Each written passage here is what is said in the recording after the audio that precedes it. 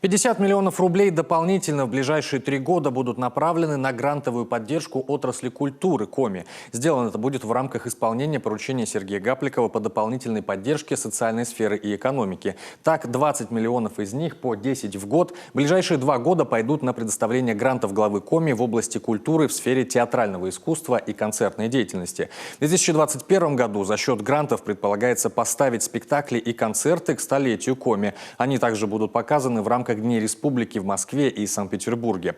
Еще 30 миллионов рублей ежегодно по 10 будут выделены бюджетом муниципальных образований на предоставление грантов на развитие детских школ искусств. Путем конкурсного отбора будут определены 3 опорных учреждения, которые в течение 3 лет ежегодно будут получать средства на улучшение материально-технической базы. В это входит приобретение инструментов, мебели и проведение ремонтов.